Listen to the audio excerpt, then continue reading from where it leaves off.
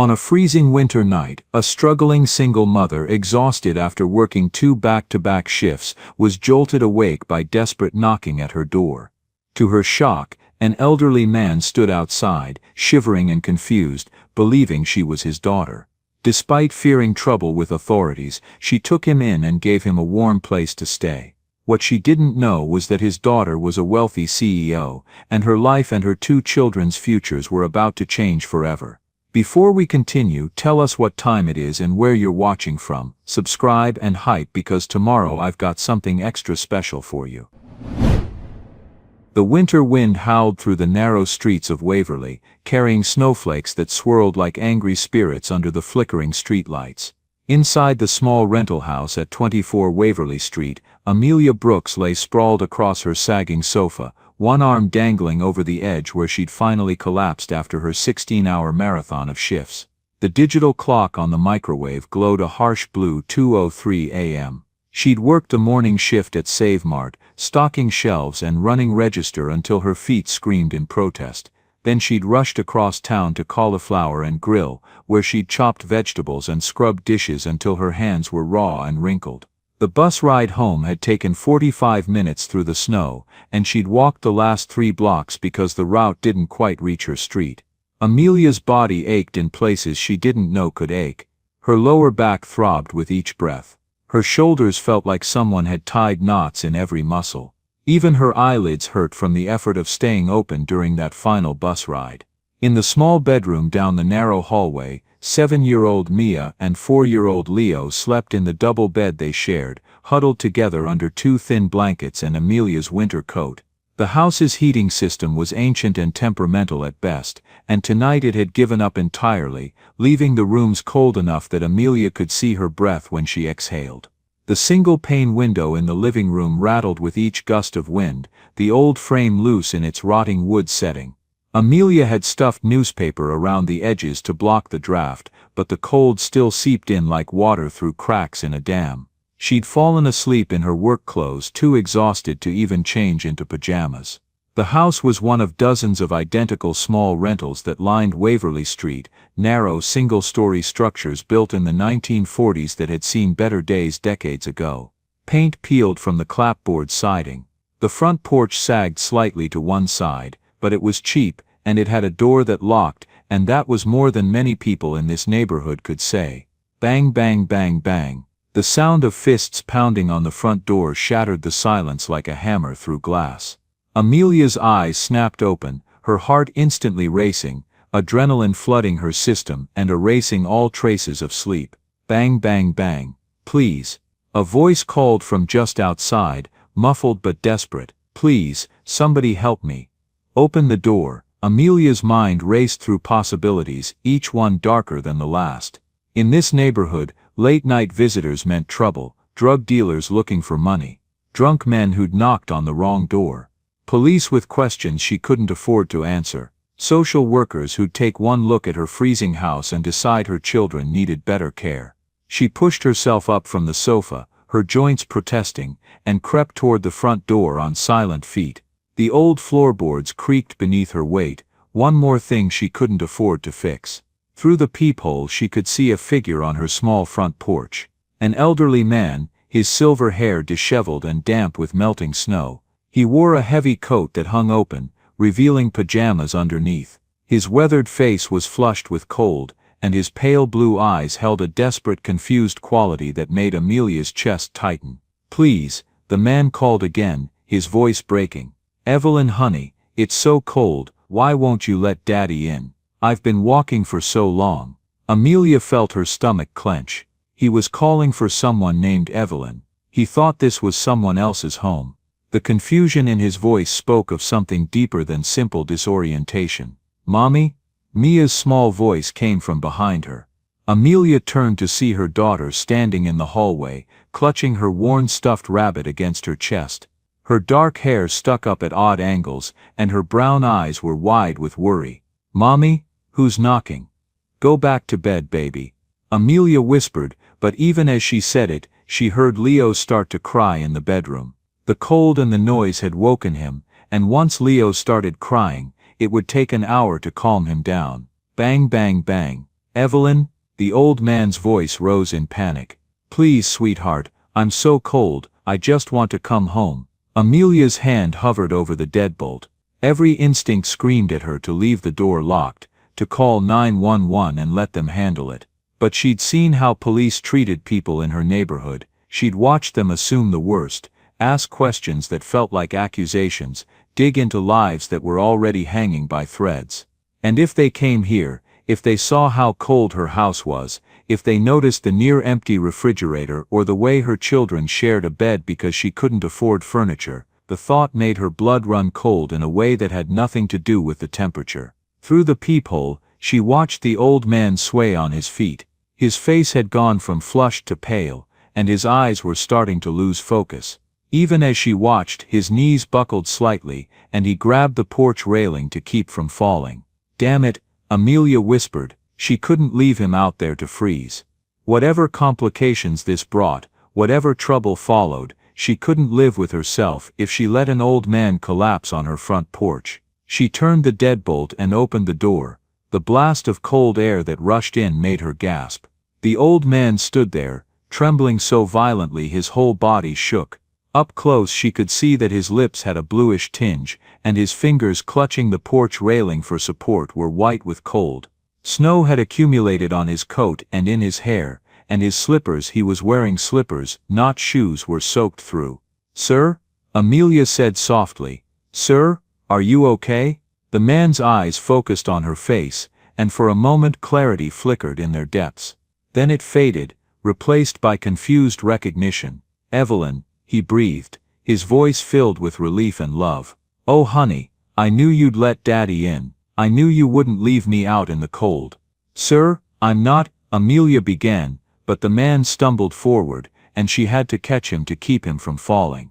His body felt like ice through his coat, and she could feel him shaking against her. "Mommy?" Mia's voice rose in alarm. "Is the man sick?" Leo appeared in the hallway doorway, his face blotchy with tears, his thumb in his mouth. He stared at the stranger in their house with wide, frightened eyes. "It's okay, babies," Amelia said, trying to keep her voice calm even as her mind raced. "The man just got lost in the snow. He needs somewhere warm for a little while." She guided the old man toward the sofa, and he sank onto it with a grateful sigh. His teeth were chattering so hard she could hear them clicking together. "Thank you, sweetheart," he murmured, his eyes already starting to close. "You're such a good girl, always taking care of your old dad."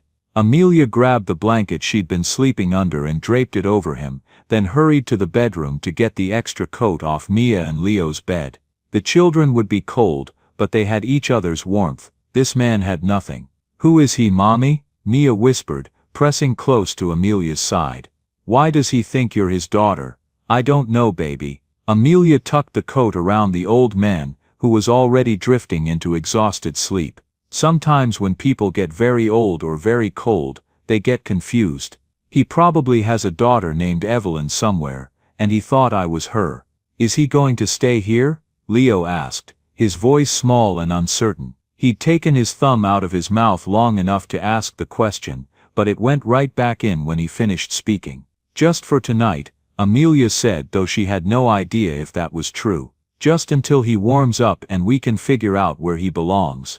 She looked down at the old man, watching his chest rise and fall with slow, steady breaths. In sleep, with the tension gone from his face, he looked peaceful, gentle, like someone's beloved grandfather. But Amelia's hands were shaking as she ushered her children back to bed. She'd just let a stranger into her home. A confused, possibly mentally ill stranger, and if anyone found out, if the wrong person asked the wrong questions, she pushed the thought away and focused on getting her children settled. Mia climbed back into bed without complaint, but she kept her eyes on the bedroom door, as if afraid the old man might suddenly appear there. "It's okay, sweet girl," Amelia whispered, kissing her daughter's forehead. "I promise he's safe. He's just a confused old man who got lost." "He called you his daughter," Mia said quietly. "Do you think his real daughter is looking for him?" Amelia's stomach twisted. Of course someone was looking for him. This man had family somewhere, people who were probably terrified right now, wondering where he'd gone. "I'm sure she is," Amelia said softly, "and tomorrow we'll help him find her.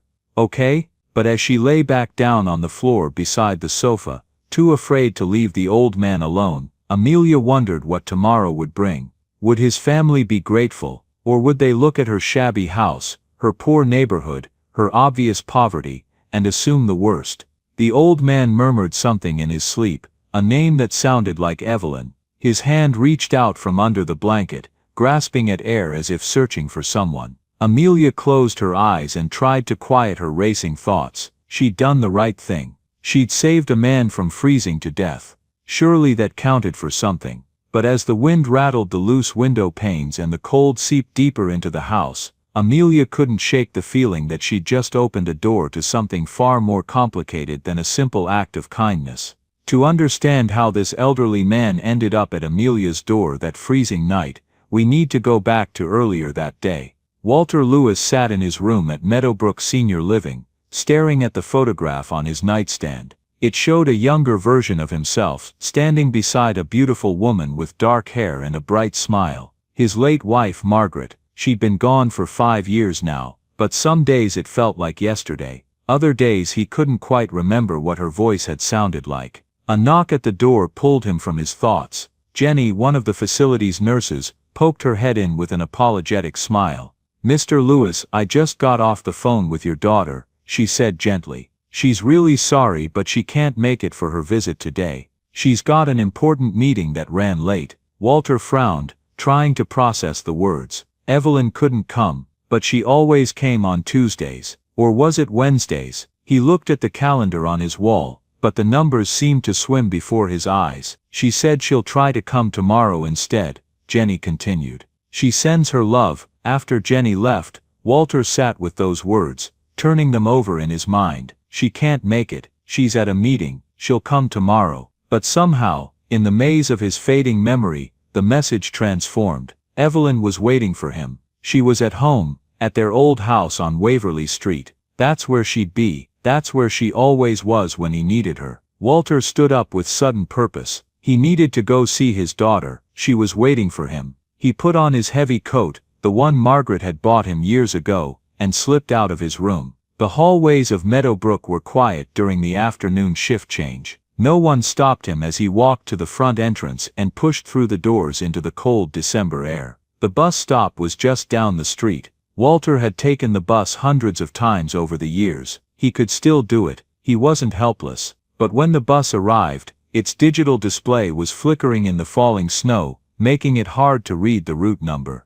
Walter climbed aboard anyway, showing the driver his senior transit pass. "Where you headed?" the driver asked. "Waverly Street," Walter said confidently. 24 Waverly Street. The driver nodded and pulled away from the curb. Walter found a seat near the back, and watched the familiar city streets slide past the windows. Snow was falling harder now, transforming the world into a white blur. He'd lived on Waverly Street for 15 years, back when Evelyn was growing up, back when Margaret was alive, and the house was full of laughter and the smell of her cooking. He could still remember the address, 24 Waverly Street. The little house with the blue shutters and the maple tree in the front yard. That's where his daughter would be. But Walter's memory had holes in it now, gaps where important information used to live. He didn't remember that Evelyn had moved away from Waverly Street more than 15 years ago. He didn't remember that she now lived in a large house in the suburbs, miles away from the old neighborhood. He didn't remember that the blue shutters had been painted white by new owners, and the maple tree had been cut down to make room for a driveway. The bus route had changed since Walter last rode it regularly. Construction had closed several streets, forcing new patterns that confused him. When the driver called out Waverly, Walter stood up and made his way to the exit, but it was the wrong stop. The signpost, covered in snow, was barely visible. Walter stepped off the bus into the storm, and looked around trying to orient himself. The neighborhood looked different. The houses had changed, some renovated, some torn down and rebuilt, all of them covered in the same blanket of white that made everything unfamiliar. But the street sign said Waverly, so this had to be right. Walter started walking down the sidewalk, his memory telling him that his daughter's house was just a few blocks away. His feet carried him forward, even as the cold bit through his coat and the snow soaked through his slippers. He'd forgotten he was wearing slippers. He'd forgotten that he'd left Meadowbrook without telling anyone. He'd forgotten that his daughter lived in a different part of the city now. All he knew was that Evelyn was waiting for him at 24 Waverly Street, and he needed to get home. Hours passed. Walter's sense of time had become unreliable, and he couldn't have said whether he'd been walking for 20 minutes or 2 hours. His feet were numb. His fingers had lost all feeling. But he kept moving, driven by a determination that burned hotter than the cold. The houses all looked similar in the snow. Small single-story structures huddled close together. But Walter was looking for one specific number, 24. That's where Evelyn would be. When he finally saw it, a narrow house with peeling paint and a sagging porch, the number 24 barely visible beside the front door, relief flooded through him. This was it. This was home. Evelyn was inside, probably worried about where he'd been. The house didn't look quite right. The shutters weren't blue anymore. The maple tree was gone, but addresses didn't change, and this was definitely 24 Waverly Street. Walter climbed the 3 steps to the front porch slowly, each step an effort. His hand found the doorframe for support as he knocked. "Evelyn," he called, his voice weak from the cold. "Honey, it's Daddy. Let me in." No answer. He knocked again, harder this time. "Evelyn, please sweetheart, I'm so cold. I just want to come home." But the woman who eventually opened the door wasn't Evelyn. She was younger, with tired eyes and worry written across her face. For a moment, Walter's mind rebelled, trying to make sense of this stranger in his daughter's home. Then his exhausted brain did what it had been doing more and more lately. It filled in the gaps, rewrote the story, made things make sense. This was Evelyn. Of course it was. She just looked different because he was tired, because it was dark, because his eyes weren't what they used to be. "Evelyn," he breathed, relief overwhelming him. "Oh honey, I knew you'd let Daddy in." And then the warmth of the house rushed out to meet him, and his legs finally gave out, and he fell forward into the safety of his daughter's arms. Emilia woke to pale morning light filtering through the newspaper-stuffed windows. Her neck ached from sleeping on the floor, and her body felt like it had been run over by a truck. For a moment she lay still, disoriented, wondering why she wasn't on the sofa. Then she remembered. The old man. She sat up quickly, her heart racing, and looked at the sofa. He was still there, thank God, sleeping peacefully under the pile of blankets she'd given him. In the early morning light, she could see him more clearly. His face was deeply lined, but had a gentleness to it. His silver hair stuck up at odd angles, and his hands, folded on top of the blankets, were weathered and spotted with age. Emilia checked her phone. 6:15 a.m. She had a text message from Save Mart's automated system. "Winter storm warning. Store opening delayed until 10 a.m. Relief flooded through her. She had a few extra hours, but that still left the problem of what to do about the man on her sofa. She stood up slowly,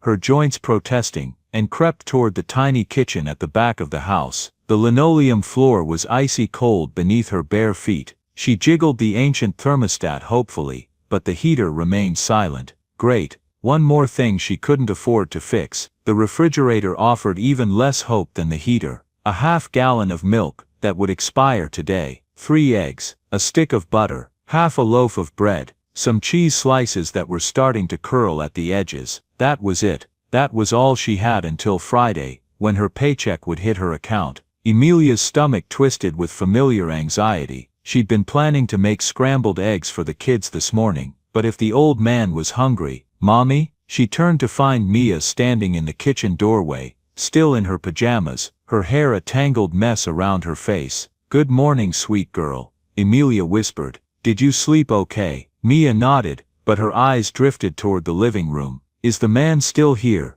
"Yes, baby. He needed to rest." "What's his name?" Emilia realized she had no idea. She hadn't thought to ask last night, and he'd been too confused to offer the information. "I don't know yet," she admitted. "But we'll find out when he wakes up." Leo appeared behind his sister, his thumb already in his mouth, his eyes puffy from sleep. He pressed close to Mia's side, peering around her at the stranger in their living room. "Okay babies, let's get you dressed quietly," Emilia said, herding them back toward the bedroom. "We don't want to wake him up yet." But as she was pulling a clean shirt over Leo's head, she heard movement in the living room. The old man was awake. Emilia found him sitting up on the sofa, looking around the small house with confusion written across his face. But there was something different about him this morning. His eyes seemed clearer, more focused than they'd been last night. When he saw her, his expression shifted from confusion to embarrassment. "I'm so sorry," he said,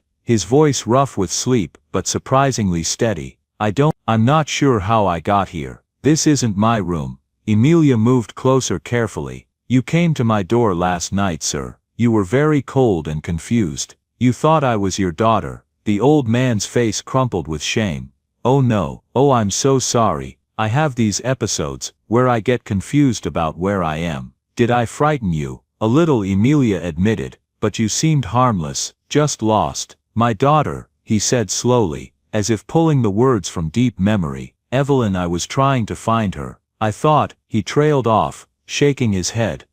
"I'm sorry, this must have been terrifying for you. Do you remember your name?" He thought for a moment. "Walter Lewis." "Mr. Lewis, do you know where you live?" "Meadowbrook," he said with more confidence. "It's a senior living place. I've been there for 2 years. Free? I'm not sure." Mia and Leo appeared in the doorway, watching the scene with wide eyes. Walter's face softened when he saw them. "Good morning," he said gently. "I'm sorry if I scared you last night. Sometimes my brain doesn't work the way it should." "It's okay," Mia said politely. She'd been raised to be polite to adults, even strange ones who appeared in their living room. "Are you feeling better?" "I am, thank you, young lady." Walter smiled at her, and Emilia could see genuine kindness in his eyes. "You remind me of my granddaughter when she was little." "Same sweet face." "You have a granddaughter?" Mia asked, moving a little closer. "What's her name?" Walter's expression clouded slightly. "I'm not sure. I'm sorry, my memory isn't what it used to be, but I know she exists. I remember her laugh." Emilia felt a wave of pity wash over her. This poor man, more clear-headed than last night but still struggling with gaps in his memory. "Are you hungry?" she heard herself ask. "I was about to make breakfast." "I don't want to be a burden," he said quickly. "You've already done so much, more than anyone would expect." "It's no burden," Emilia lied, thinking about the 3 eggs and half loaf of bread. "Just let me see what I can do." She made scrambled eggs with the last 3 eggs, dividing them onto 4 plates in portions so small they were barely worth eating. She toasted the remaining bread and spread it with butter. It wasn't much, but it was all she had. Walter ate slowly, savoring each bite as if it were a feast. When he finished, he reached into his coat pocket and pulled out his wallet. "Please let me pay you for the food and the trouble," he said, opening the wallet with hands that trembled only slightly. Emilia watched as he pulled out crumpled dollar bills, 1s and 5s, mixed with receipts and old business cards. Maybe $12 total. This man had almost nothing. "No," she said firmly. "You don't need to pay me. It was just breakfast." "But you've been so kind," he insisted. "I need to do something." "You don't need to do anything except rest," Emilia said. She checked her phone again. 7:30. Store wouldn't open until 10, which gave her time. "Mr. Lewis, is there someone I can call for you? Someone who might be worried about you?" Walter frowned, concentrating. "My daughter, Evelyn Lewis, but I don't remember her number. There's a card in my wallet, I think." From the facility, Emilia found the card, a business card for Meadowbrook Senior Living with an emergency contact number on the back. "I can call them," she said. "They'll know how to reach your daughter." Walter nodded gratefully, but there was sadness in his eyes. "She's going to be so disappointed in me. She worries so much already, and then I go and do something like this." "I'm sure she'll just be relieved you're safe," Emilia said gently. But even as she said it, she felt a strange reluctance. Once she made that call, this would be over. Walter would go back to wherever he came from, and her life would return to its normal grinding routine. For just this morning, having someone else in the house, someone who seemed genuinely kind despite his confusion, had made it feel less empty. "Before I call," Emilia said, "would you like to sit with the kids for a bit? I need to clean up the kitchen." Walter's face brightened. "I'd like that very much." As Emilia washed the few dishes they had, she watched through the doorway as Mia showed Walter her drawings from school. He examined each one with genuine interest, praising her use of color and asking questions about the stories behind the pictures. Leo, always more cautious, sat nearby watching, his thumb occasionally leaving his mouth to ask a shy question. There was something beautiful about the scene, something that made Amelia's chest ache with a longing she couldn't quite name. But she had to make the call. She couldn't keep Walter here, no matter how much her children seemed to enjoy his company. She picked up her phone and dialed the number on the card. Meadowbrook Senior Living, this is Amanda speaking. How may I help you? Hi, Amelia said, her voice quiet. I'm calling about one of your residents, Walter Lewis. He's here at my house. He got lost last night. There was a sharp intake of breath. Mr. Lewis, oh thank God, we've been searching for him since yesterday evening. Is he all right? He's fine, just a little confused, but he seems okay this morning. What's your address? I'll notify his emergency contact immediately. Amelia gave the address, her stomach tightening with anxiety about what would come next. His daughter will want to come right away, Amanda said. Please keep him there and keep him safe. This is wonderful news. We were all so worried. After she hung up, Amelia stood in the kitchen for a moment, staring at her phone. Walter's daughter was coming. This strange brief interlude was about to end. She walked back into the living room. Mr. Lewis, I called Meadowbrook. They're contacting your daughter. She'll be here soon. Walter nodded, a mix of relief and sadness crossing his face. Then he looked at Mia and Leo.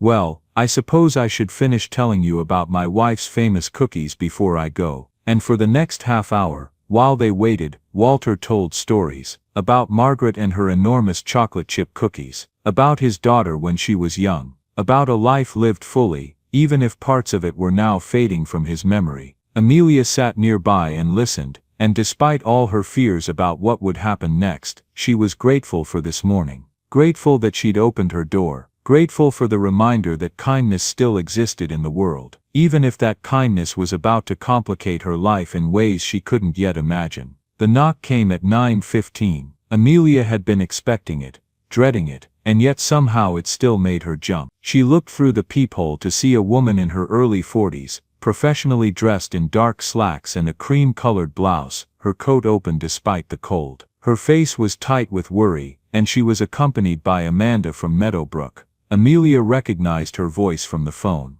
Behind them, a dark sedan was parked at the curb in front of Amelia's small house. Amelia opened the door, and the woman's eyes immediately went past her to where Walter sat on the sofa with Mia and Leo. Dad, the word came out choked with emotion. Walter looked up, and his face transformed with recognition and joy. Evelyn, sweetheart. Evelyn rushed into the house and dropped to her knees in front of her father, taking his hands in hers. Dad, oh my God, are you okay? Are you hurt? I'm fine, honey. This nice young woman took care of me. Her name is, he paused, momentarily confused. Amelia, Amelia supplied quietly. Amelia Brooks. Evelyn looked up at her, and Amelia saw tears streaming down the woman's cheeks. Thank you, she whispered. Thank you so much for keeping him safe. Of course, Amelia said, feeling awkward. He came to my door. I couldn't just leave him out in the cold. Amanda from Meadowbrook stepped forward with a professional smile. Miss Brooks, we're so grateful. We'll need to file an incident report.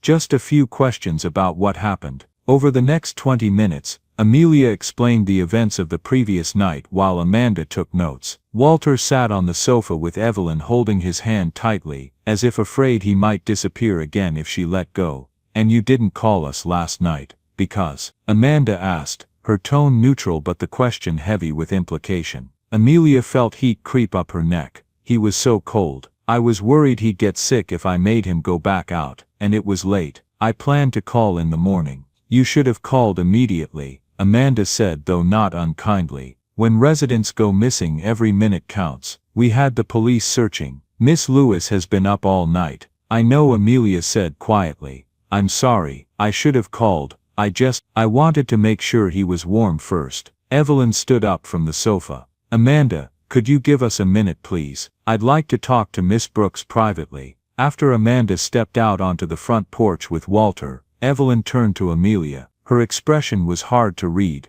not angry, exactly, but searching. You took care of him, Evelyn said. You gave him food and a place to sleep. Yes, ma'am. Did you ask him for money? No. Amelia's voice came out sharper than she intended. No, I would never. He tried to pay me, but I wouldn't take it. Evelyn looked around the small house, at the newspaper-stuffed windows, at the thin furniture, at Mia and Leo watching nervously from the hallway. Amelia saw the woman taking it all in, making calculations and judgments. You're struggling, Evelyn said. It wasn't a question. Amelia lifted her chin. We're doing fine. You work 2 jobs. How did you? The uniforms hanging by the door. Save Mart and Cauliflower, and Grill. Evelyn's voice was gentle now. That's a hard life. 2 kids, 2 jobs, no partner from what I can see. We manage, Amelia said, though her voice came out defensive. I'm not criticizing, Evelyn said quickly. I'm trying to understand. You're barely making ends meet, and you took in a stranger. You fed him.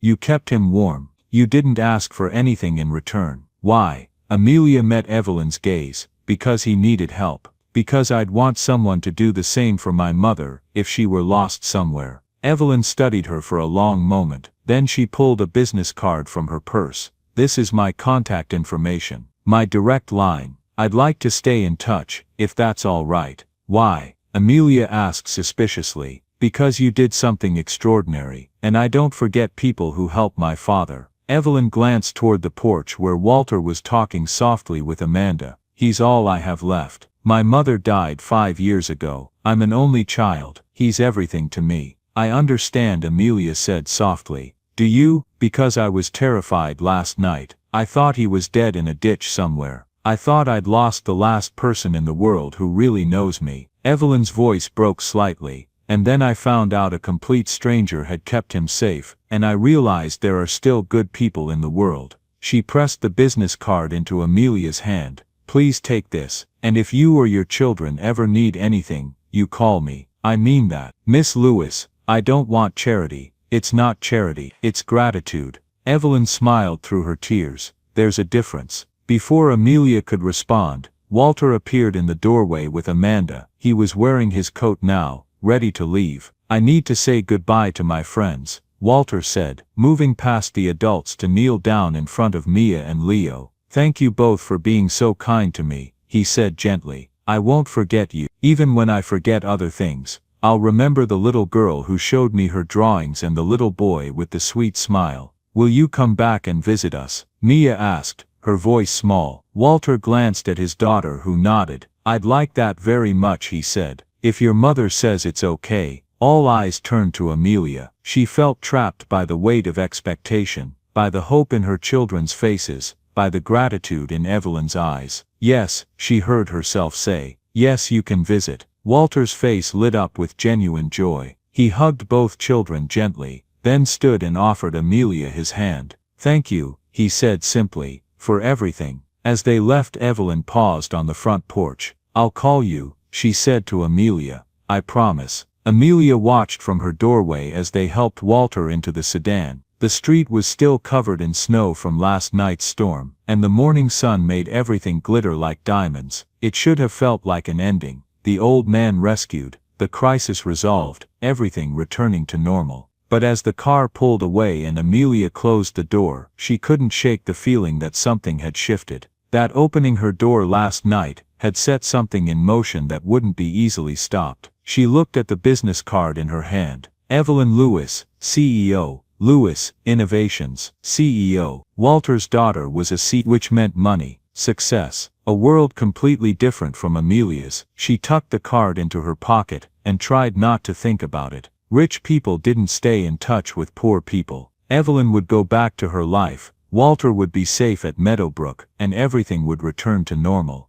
But as she got ready for her shift at Save Mart, Amelia couldn't shake the feeling that normal had just shifted, somehow. That opening her door last night had changed something fundamental. She just didn't know yet whether that was a good thing or a bad thing. The lunch rush at Cauliflower and Grill hit like a tidal wave. Amelia stood at the prep station, her knife moving automatically through a pile of onions, her mind elsewhere. It had been 3 days since Walter had left her house, and she hadn't heard anything from Evelyn, despite the woman's promise to call, which was fine, expected, even. Rich people made promises they didn't keep all the time. Brooks, I need those onions 5 minutes ago. Mister, Dalton's voice cut through her thoughts. He stood at the expo station, his face red and sweaty, his bald head gleaming under the kitchen lights. "Coming, chef." Amelia scooped the diced onions into a container and hurried to the line, nearly colliding with Louis, the sous chef. "Whoa, careful there," Louis said with a grin.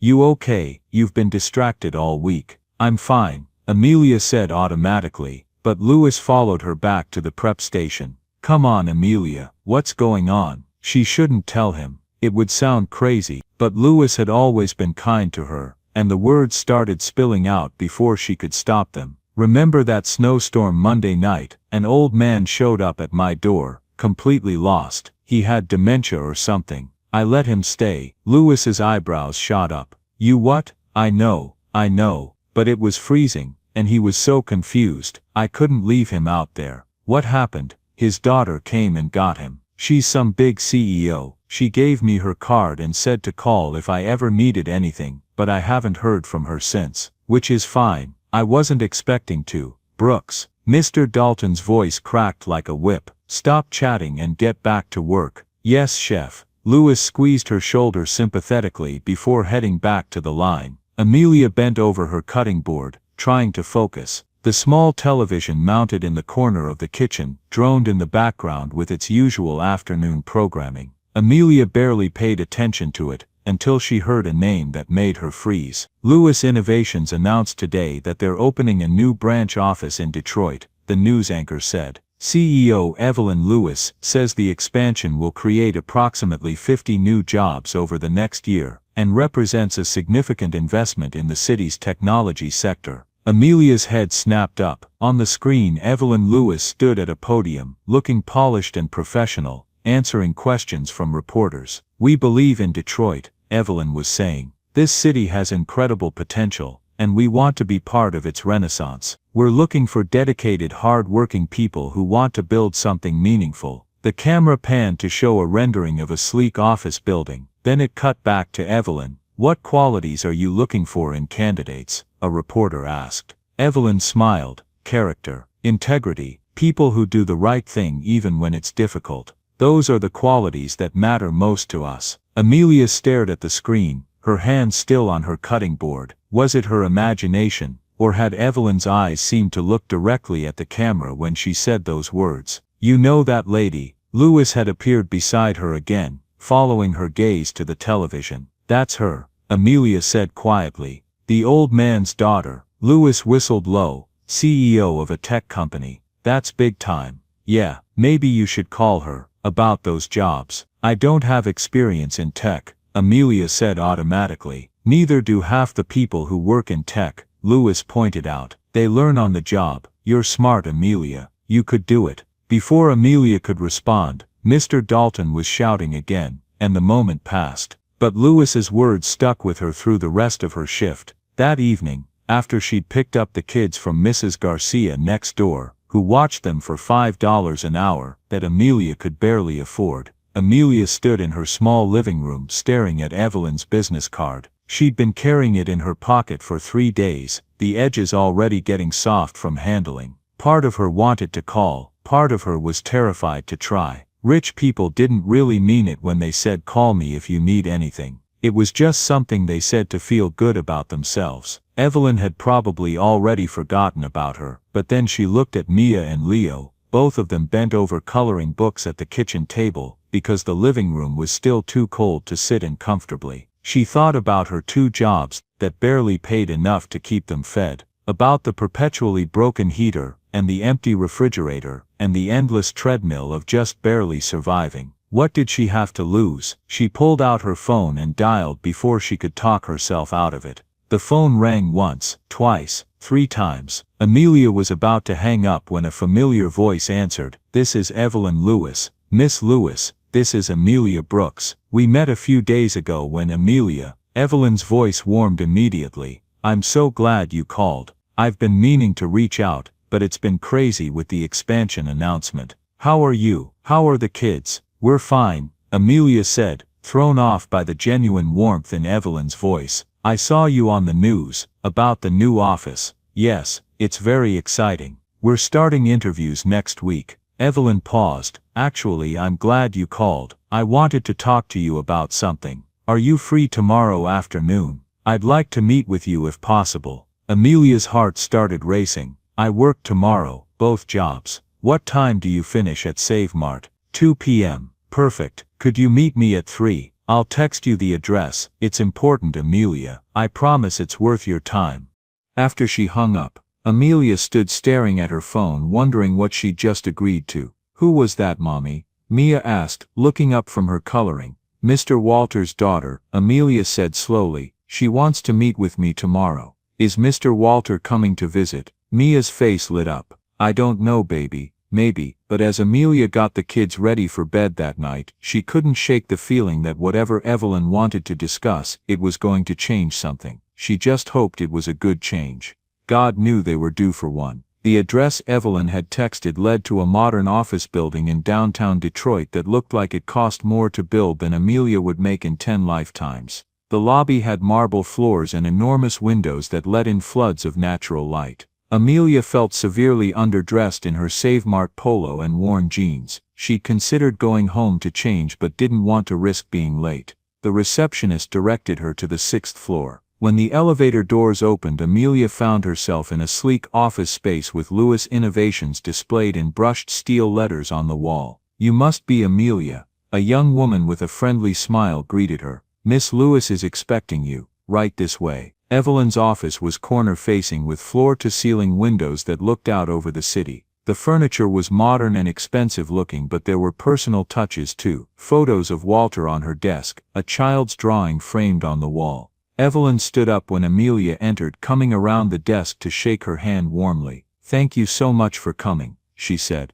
Please sit down. Can I get you anything? Coffee? Water? I'm fine, thank you. Amelia perched on the edge of one of the leather chairs, her hands folded nervously in her lap. Evelyn sat down across from her, and her expression turned serious. Amelia, I asked you here because I have a proposition for you. But before I make it, I need to know, are you happy with your current employment situation? The question was so direct it caught Amelia off guard. I have 2 jobs. They pay the bills, mostly. That's not what I asked. Amelia met Evelyn's gaze. Something about the woman's directness demanded honesty in return. No, I'm not happy. I'm exhausted all the time. I barely see my kids. I can't afford to fix the heater in my house. But I don't have a lot of options. Evelyn nodded as if she'd expected that answer. What's your education background? High school diploma, some community college, but I had to drop out when I got pregnant with Mia. And you've been working retail and food service since then? Yes, ma'am. Evelyn leaned back in her chair, studying Amelia thoughtfully. I've been thinking about you ever since I picked up my father. About what kind of person takes in a confused stranger at 2 in the morning. What kind of person shares her last eggs with someone she doesn't know? What kind of person puts compassion ahead of self-protection? I just did what anyone would do, Amelia said quietly. No, you didn't. Most people would have called the police and closed the door. You took a risk. You showed character. Evelyn pulled a folder from her desk. I need people with character, Amelia. I can teach skills. I can't teach integrity. Amelia's heart started pounding. Miss Lewis, I don't understand. I'm offering you a job. Not as a manager, not yet. As a coordinator in our new Detroit office. The position pays $35,000 a year to start with full benefits. Health insurance, dental, vision, paid time off. Normal business hours, 9 to 5, Monday through Friday. Amelia couldn't breathe. $35,000 was more than she made at both her current jobs combined. You'd be working with our client services team, Evelyn continued. Helping coordinate projects, managing schedules, communicating with clients. It's entry level, but there's significant room for advancement. And we'd provide training for everything you need to learn. Miss Lewis, I appreciate this, but I don't have any experience in. You run a household on poverty wages while working 2 jobs and raising 2 children alone. Evelyn interrupted. If you can do that, you can learn office management. The question is, do you want to? Did she want to? It was like asking if she wanted to breathe. But suspicion crept in. Why? Amelia asked. Why would you do this for me? Is it because of your father? Partly, Evelyn admitted. You helped him when you had every reason not to. That matters to me. But it's also because I believe you have potential. I saw how you handled a crisis situation. I saw your problem-solving skills. I saw your compassion balanced with practicality. Those are valuable traits, but I could fail. I could be terrible at it.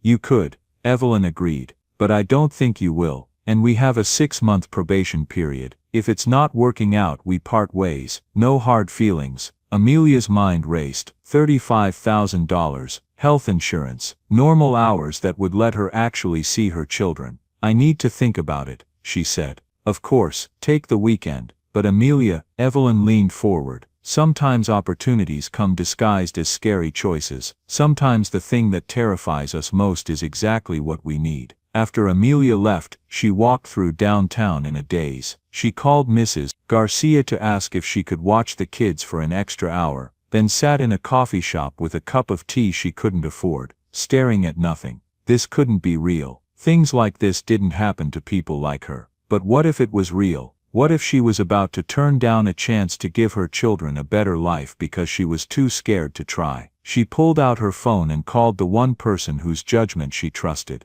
Louis answered on the second ring. Hey, what's up? I need advice, Amelia said. That CEO lady offered me a job. A real job, with benefits and everything. That's amazing. You're taking it right. I don't know. What if I'm not good enough? What if I fail? Amelia, listen to me. Louis's voice was firm. I've worked with you for almost a year. You're the hardest worker I've ever seen. You're smart, you're reliable, and you care about doing things right. If she's offering you this job, it's because she sees what I see. Take it. But what if? No what ifs. Take the job. Give your kids a better life. Give yourself a better life. You deserve this. After she hung up, Amelia sat for a few more minutes, watching people hurry past the coffee shop window. Business people in nice clothes, heading to jobs they probably took for granted. Maybe it was time to take a leap. Maybe it was time to be brave. She pulled out her phone and texted Evelyn before she could change her mind. I accept. Thank you for believing in me. The response came back almost immediately. Welcome to the team. Start Monday. Amelia took a deep breath and typed, Start Monday. Then she sat back and tried to process what she'd just done. She'd quit 2 jobs she hated, and taken a chance on something completely unknown. It was terrifying. It was exhilarating, and as she walked to Mrs. Garcia's house to pick up her kids, Amelia allowed herself to feel something she hadn't felt in a very long time. Hope. 2 weeks later, Amelia sat at her desk in the Louis Innovations office, staring at her computer screen and trying not to panic. She'd been given 3 training manuals to read, 2 software programs to learn, and a project timeline to organize. Her head was spinning with information about client management systems and project workflows, and terms she'd never heard before. Hey, a friendly voice made her look up. A woman in her 30s with bright red hair stood beside her desk. You're Amelia, right? The new coordinator? Yes. Hi, I'm Rachel, Senior Project Manager. I heard you just started. How's it going? Honestly, I'm completely overwhelmed, Amelia admitted. Rachel laughed. That's totally normal. The first few weeks are brutal, but you'll get it. Want me to show you a trick for the project management software? It's easier than the manual makes it seem. For the next half hour, Rachel walked her through the basics with a patience that made Amelia want to cry with gratitude. By the time Rachel left, Amelia felt like she could at least navigate the program without wanting to throw her computer out the window. At lunch, Evelyn stopped by her desk. How's the first day going? It's a lot, Amelia said honestly. But I'm learning. Good. Listen, I wanted to let you know that Dad's been asking about the kids. He wants to know if he can visit this weekend. Would that be all right? Amelia felt warmth spread through her chest. The kids would love that. Perfect. I'll bring him by Sunday afternoon if that works. And I'll bring dinner. I owe you about 1,000 meals for taking care of him. You don't owe me anything. I disagree, Evelyn said with a smile. See you Sunday. The rest of the week passed in a blur of learning and mistakes and small victories. Amelia messed up a client email on Tuesday and spent an hour fixing it. She accidentally deleted a file on Wednesday and had to ask IT to restore it. But she also successfully coordinated her first project meeting on Thursday, and Rachel told her she'd done a great job. By Friday afternoon, Amelia's brain felt like mush, but it was a good kind of tired. Not the bone-deep exhaustion of physical labor, but the mental fatigue of learning something new. She picked up Mia and Leo from their after-school program, something else that had become possible with her new schedule and salary, and took them to the grocery store. For the first time in months, she didn't have to count every item. She bought fresh vegetables and fruit, and even a gallon of good ice cream. "Mommy, why are we getting so much food?" Mia asked, watching the cart fill up. "Because we can, baby," Amelia said, her voice thick with emotion. "Because we can." Sunday afternoon arrived with a knock at the front door. Amelia opened it to find Walter and Evelyn standing on her small porch, Walter carrying a large box. "Mr. Walter," Mia launched herself at him, and he caught her with a laugh. "There's my favorite artist. I brought you something." He opened the box to reveal an enormous collection of art supplies, colored pencils, markers, paints, sketch pads. "I thought you might like these." Mia's eyes went huge. "For me, really and truly." Leo got a set of wooden trains, hand-carved and painted in bright colors. His face lit up with pure joy as he immediately sat down on the living room floor to play with them. Evelyn had brought lasagna, salad and fresh bread from an Italian restaurant. They set everything out on Amelia's small kitchen table, and for the first time, the house felt full of warmth and laughter instead of cold and worry. "Tell me about your first week," Evelyn said as they ate. "How was it?" "Hard," Amelia admitted, "but good. Your team has been really patient with me." "That's what I like to hear." "And Rachel said you did excellent work on the Greenfield project meeting." Amelia felt a flush of pride. "She told you that?" "Of course. I check in with all my managers about new hires." Evelyn smiled. "You're doing well, Amelia. Keep it up." After dinner, while the kids played with Walter in the living room, Evelyn helped Amelia clean up in the kitchen. "Can I ask you something?" Evelyn said as she dried a plate. "Why did you really take him in that night? I know you said it was the right thing to do, but there has to be more to it than that." Amelia thought about that as she washed another dish. "My mother died when I was 19, she finally said. "Right before Mia was born. I was alone and scared, and I kept thinking about how she'd raised me to help people, to be kind even when it was inconvenient." She paused, her hands still in the soapy water. "When I saw your father on that porch, cold and confused, I thought about what I'd want someone to do for my mom if she'd been lost like that. And I couldn't live with myself if I didn't at least try to help." Evelyn was quiet for a moment. "Your mother raised you well," she tried. "I just hope I'm doing the same for my kids." "You are," Evelyn said firmly. "I can see it in how they treat Dad. They're kind children, compassionate. That comes from you." From the living room came the sound of Walter's voice telling a story, and the children's delighted laughter in response. Amelia felt her chest tighten with emotion. This was what she'd been working for all these years. Not just survival but moments like this, warmth and laughter and connection. "Thank you," she said to Evelyn, "for the job, for believing in me, for everything." "Thank you," Evelyn replied, "for reminding me that kindness still exists, and for giving my father something precious, people who see him as a person, not just a confused old man." As they left that evening, Walter hugged both children tightly. "Same time next week?" he asked hopefully. "Same time next week," Amelia confirmed. And as she closed the door behind them, she realized something had fundamentally shifted. She wasn't just surviving anymore. She was building something. A life, a future, a family, however unconventional it might be. All because she'd opened a door at 2 in the morning, and chosen kindness over fear. The call came at 8:30 on a Tuesday morning, 3 months after Amelia had started at Lewis Innovations. She was at her desk working through a project schedule, when her phone rang with an internal call. "Amelia, it's Evelyn. Can you come to my office please?" The tone was professional but serious. Amelia's stomach dropped. Had she made a mistake? Was she about to be fired? She walked to Evelyn's office on shaking legs, mentally reviewing every project she'd worked on recently, trying to figure out what she'd done wrong. Evelyn was standing by her window when Amelia entered. She turned, and her expression was warm. "Close the door and sit down." Amelia sat, her hands gripped tight in her lap. "Relax," Evelyn said with a small smile. "You're not in trouble, in fact quite the opposite. I wanted to talk to you about your performance over the past 3 months."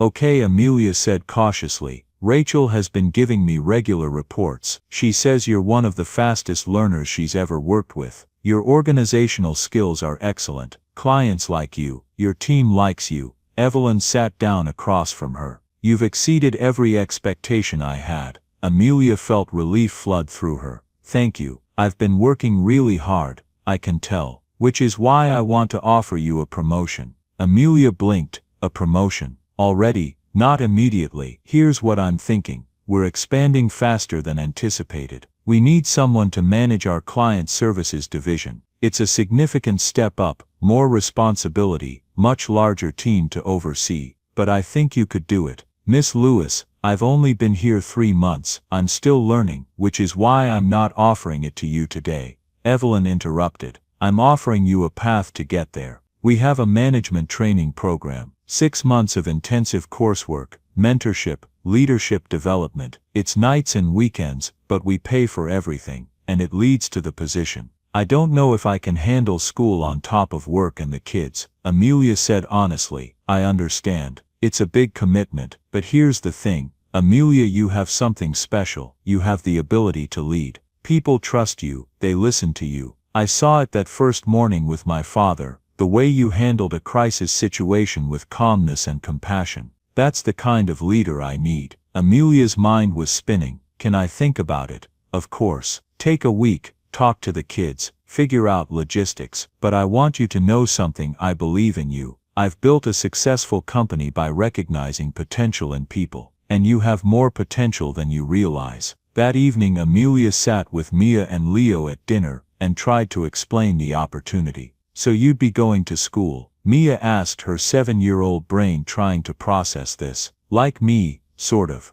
But my school would be at night, after I pick you guys up. And on some weekends, who would watch us? Leo asked, worry creeping into his voice. I'm not sure yet, baby, but we'd figure it out together. That night, after the kids were asleep, Amelia sat on her sofa, the same sofa where Walter had slept that frozen February night, and thought about choices. She could say no, keep her current position. It was safe, stable, more than she'd ever had before. Or she could take another leap, push herself harder, build an even better future for her children. Her phone rang. It was Walter. Hi, Mr. Walter. Is everything okay? Everything's fine, dear. Evelyn mentioned she talked to you about the training program. I hope I'm not overstepping, but I wanted to tell you something. Of course, my wife Margaret used to say that the biggest regrets in life come from the chances we don't take. She was a smart woman, my Margaret, and I think she would have liked you very much. Amelia felt tears prick her eyes. Thank you, you helped me when I needed it most. Let Evelyn help you now. Let yourself have this opportunity. You deserve it, Amelia, more than you know. After they hung up, Amelia sat for a long time in the quiet house. Then she pulled out her phone and texted Evelyn.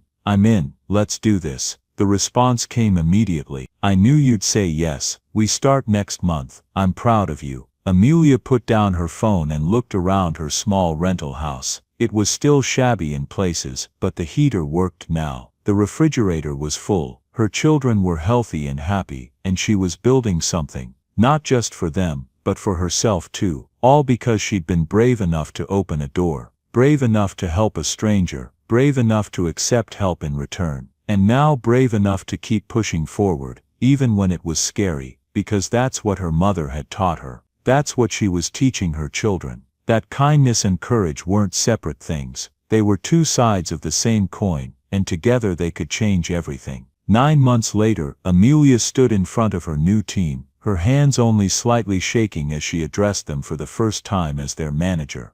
I know most of you have been with the company longer than I have, she said, looking at the 15 faces around the conference table. And I know some of you might be wondering why you're reporting to someone who's been here less than a year. She paused, gathering her courage. The truth is, I wondered the same thing, but Miss Lewis taught me something important. Leadership isn't about how long you've been somewhere. It's about how you treat people, how you solve problems, how you balance compassion with results. Rachel, who'd been instrumental in training her, smiled encouragingly. I promise you this, Amelia continued. I will work harder than anyone in this room. I will listen to your ideas. I will support you when things get tough. And I will never forget what it's like to struggle, because I know that struggle. I've lived it.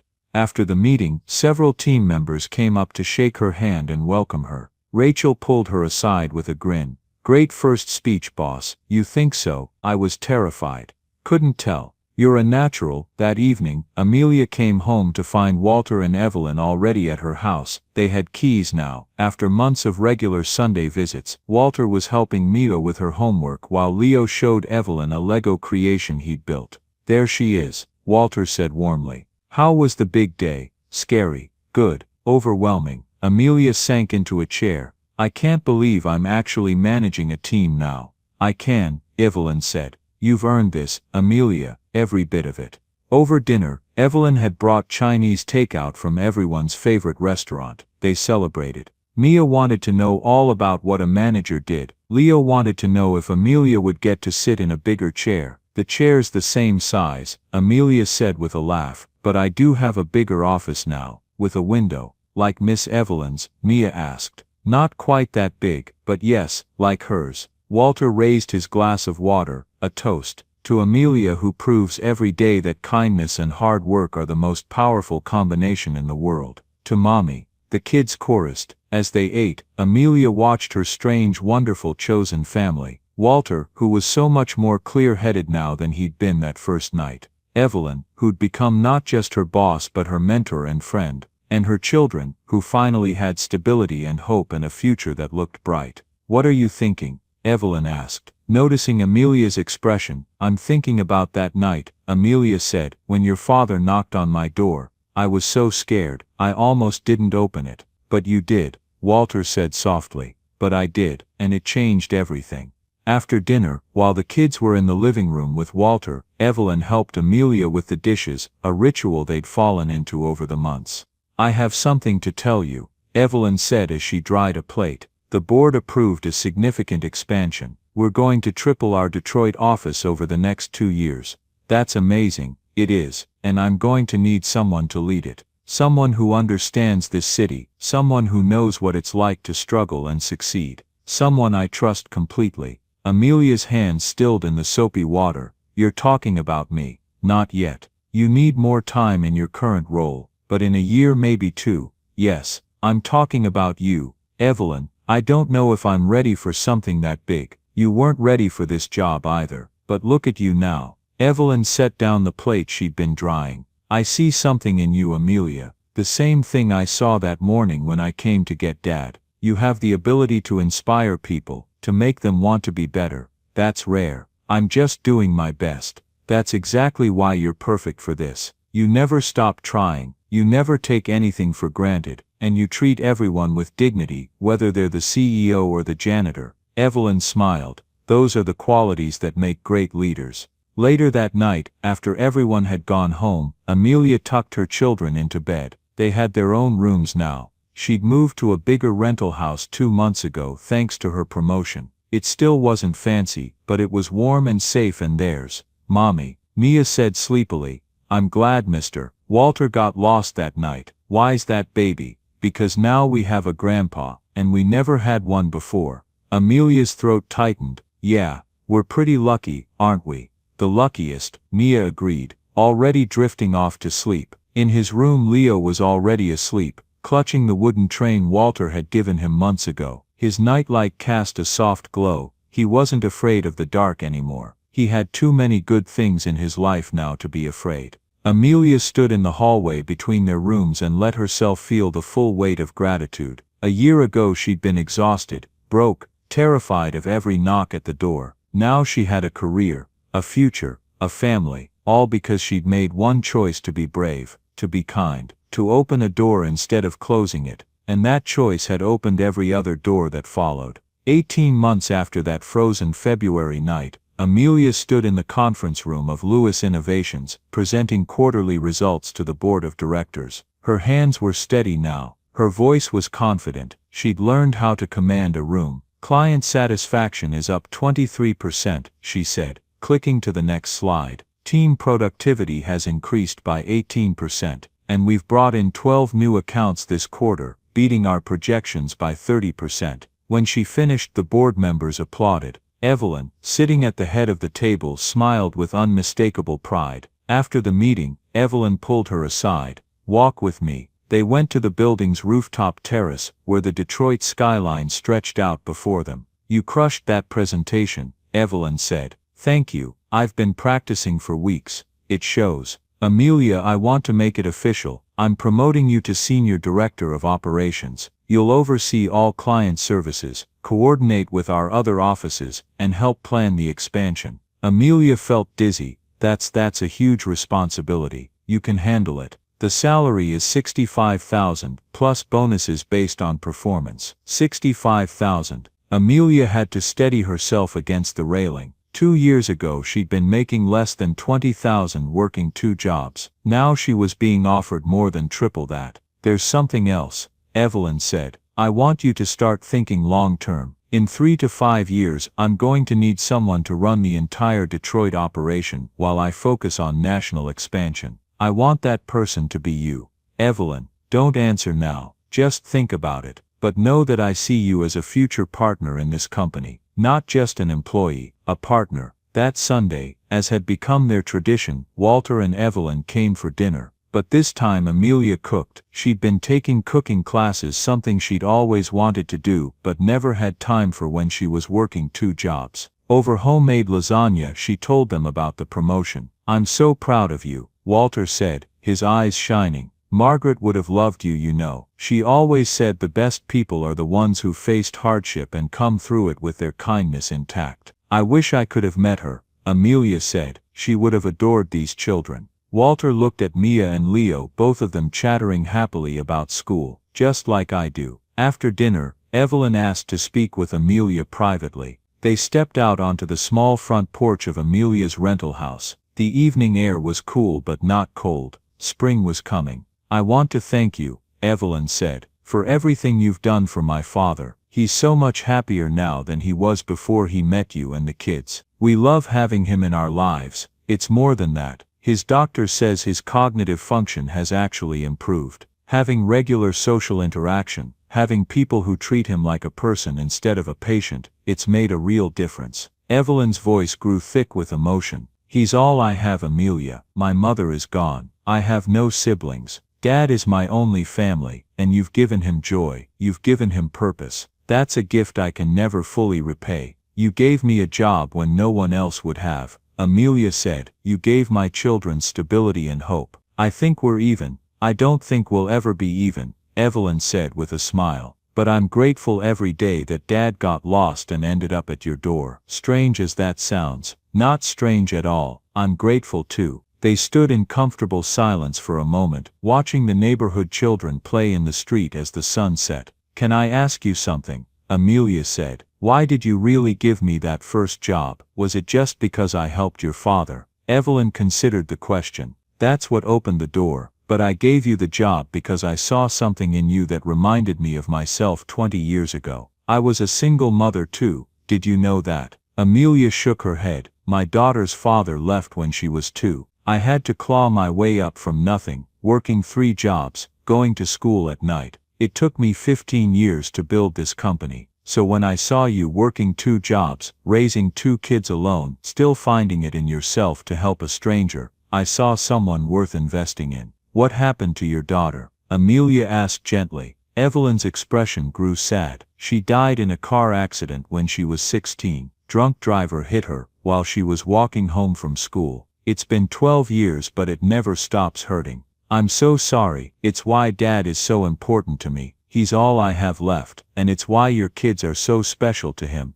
They fill a hole that's been empty for a long time." Amelia felt tears prick her eyes. She'd never known this about Evelyn, never known the loss that had shaped her. "We're all broken in different ways," Evelyn said softly. "But sometimes broken people find each other and build something beautiful from the pieces. That's what we've done, I think."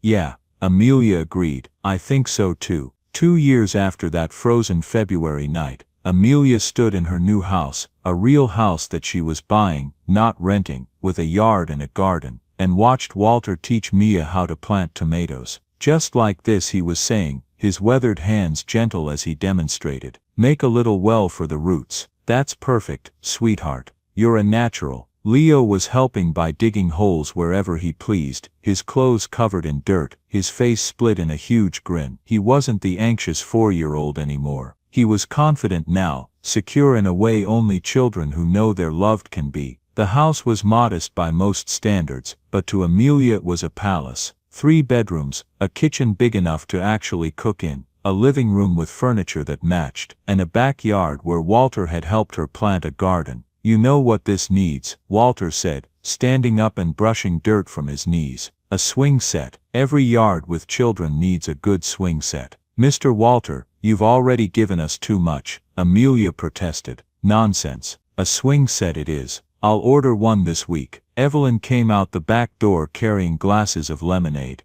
"Dad, stop spoiling them. I'm allowed to spoil my grandchildren," Walter said with mock indignation. The casual use of that word grandchildren made Amelia's chest warm. Over the past 2 years, Walter had become exactly that, not biologically, but in every way that mattered. "How's the new office coming?" Evelyn asked, settling into one of the patio chairs. "Good, we're on track to open next month. The team is coming together nicely. I told you could do it." Amelia smiled. She was now director of the Detroit expansion, overseeing 70 employees and managing millions of dollars in projects. It still felt surreal sometimes. Her phone buzzed with a text from Luis. He'd taken the operations manager job she'd recommended him for, and was thriving. "Drinks this weekend to celebrate your housewarming." She texted back a yes and put her phone away. "You've come a long way," Evelyn observed, watching her. "Do you ever think about that night?" "All the time," Amelia admitted. "I think about how scared I was, how close I came to not opening the door." "What made you do it?" "Really?" Amelia thought about that. I think I was tired of being afraid. Tired of letting fear make my decisions. And something about your father's voice. He sounded so desperate, so confused. I couldn't leave him out there." "Best decision you ever made," Walter said, rejoining them after washing his hands. "Best for all of us." "Agreed," Evelyn said. As the afternoon sun began to set, painting the sky in shades of orange and gold, they all gathered on the patio. Mia and Leo were still in the garden, playing in the dirt. Walter was dozing in his chair, peaceful and content. Evelyn was reviewing something on her tablet, and Amelia just sat, taking it all in. 2 years ago she'd been barely surviving, living in a freezing rental house, working herself to exhaustion, terrified of every unexpected knock. Now she had a career she loved, a home that was warm and safe, children who were thriving, and a family chosen, not born, but family nonetheless. "Thank you," she said to Evelyn, "for everything, for taking a chance on me, for believing I could be more than I thought I could be." Evelyn looked up from her tablet. "Thank you for reminding me why I built this company in the first place. It wasn't to make money, it was to create opportunities for people like you. People with potential who just need someone to believe in them.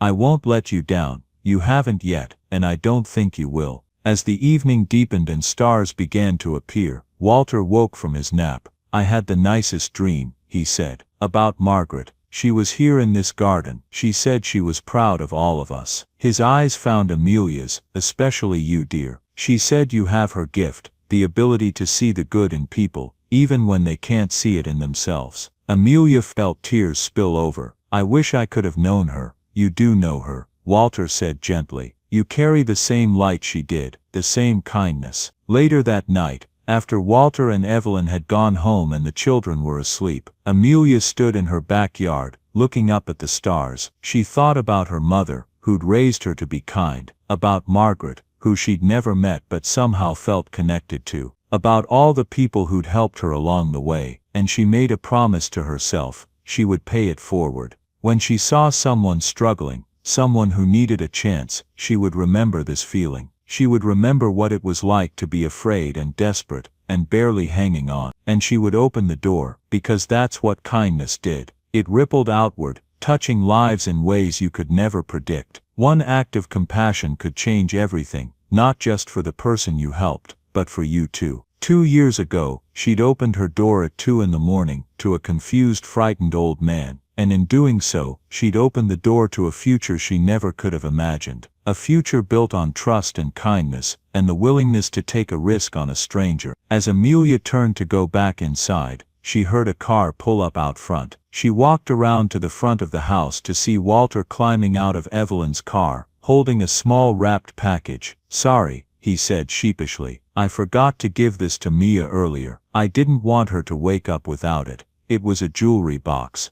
Amelia realized. An antique one, painted with delicate flowers. "This was my mother's," Walter said. "Then it was Margaret's, then Evelyn's, and now I want Mia to have it. It plays for Elise when you open it." "Walter, this is too much. It's not enough," he said firmly. "You gave me back my life, Amelia, you and those children. This is just a box, but it's a piece of our family history, and I want Mia to have it, because she's family now. You all are." Amelia accepted the box with trembling hands, too overcome to speak. Walter hugged her gently. "Thank you," he whispered, "for opening your door, for taking in a confused old man, for changing all our lives. Thank you for getting lost," Amelia whispered back. They both laughed through their tears. As Walter drove away with Evelyn, Amelia stood on her front porch holding the music box, and thought about the strange, beautiful way life worked. How a moment of fear could become a moment of grace.